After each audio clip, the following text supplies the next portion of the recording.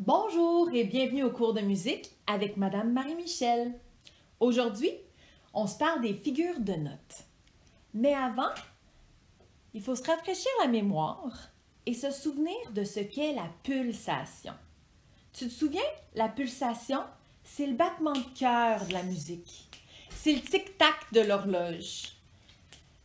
C'est, la plupart du temps, la noire. La pulsation, c'est un battement régulier qui est là du début à la fin de la musique. Donc, comme je te disais, la noire, c'est la figure de note qui correspond à une pulsation. Tu te souviens, quand on marchait la noire dans la classe, on faisait un pas sur chaque pulsation.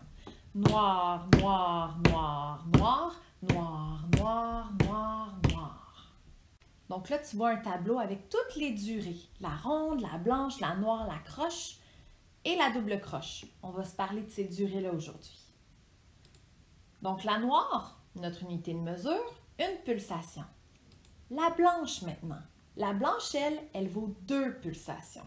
Tu te souviens, quand on la marchait dans la classe, on marchait une pulsation sur 2. Donc ça faisait blanche, blanche, blanche, 1, 2, 1, 2, blanche, blanche. On a aussi appris la ronde longue, qui dure 4 pulsations. Tu te souviens, pour marcher la ronde longue, on déposait notre pied uniquement sur le son rond et on le laissait coller par terre sur le de longue. Donc, ça faisait ronde longue, ronde longue, ronde longue, ronde longue. Finalement, on a aussi vu la croche. Tu te souviens, la croche, elle ne dure qu'une moitié de pulsation. La croche, lorsqu'elle est toute seule, elle est malheureuse. Elle va souvent se trouver une amie avec laquelle aller s'accrocher parce qu'une moitié plus une moitié, ça fait une pulsation au complet. Tu te souviens, dans la classe, c'est pour ça que tu devais te trouver un autre ami pour faire la croche et qu'ensemble, accrochés, bras dessus, bras dessous, vous vous promeniez dans la classe en marchant les 2 croches.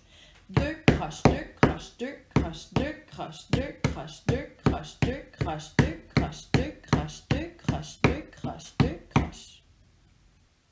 Attention! Plusieurs élèves se mélangent entre la double croche et les 2 croches. Ce n'est pas la même chose. La double croche a 2 crochets. Même lorsqu'elle est toute seule, elle a 2 crochets. J'en ai besoin de 4 pour faire une pulsation complète. Les 2 croches, elles n'ont qu'un seul crochet, mais elles le rattachent ensemble pour faire une pulsation complète. Aussi, que les tiges des notes, qu'on appelle aussi des hampes, soient vers le haut ou vers le bas de la portée musicale, ça n'a aucun impact sur la durée de la note. C'est déjà terminé pour les élèves de première, deuxième, troisième et quatrième année. Pour ces élèves, je t'invite à aller faire les activités rythmiques qui sont sur le site internet Cours de musique avec Madame Marie-Michel. Pour les élèves de 5e et 6e année, on poursuit parce que pour faire l'exercice Run Boy Run, tu auras besoin d'en savoir un peu plus sur la saute et sur les 4 doubles croches. Donc, la saute, pour commencer. La saute, en fait, c'est une croche pointée suivie d'une double croche. Donc, j'ai ajouté un point pour allonger la première croche et j'ai ajouté un crochet à la deuxième croche pour la rendre plus courte, plus rapide. Donc, la saute vaut une pulsation, dure une pulsation ou un temps. Quand tu vas la taper, ça va faire ceci. Saute, saute, saute, saute, saute, saute, saute, long, court, long, court, long, court, long. D'accord?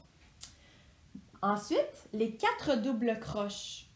Les 4 doubles croches, en fait, c'est 4 doubles croches qu'on a attachées ensemble pour faire une pulsation complète. Donc, ça va être très rapide puisqu'il y a 4 double croche dans une pulsation. Donc, ça va faire 4 doubles, 4 doubles, 4 doubles, 4 doubles, 4 doubles, 4 doubles, 4 doubles.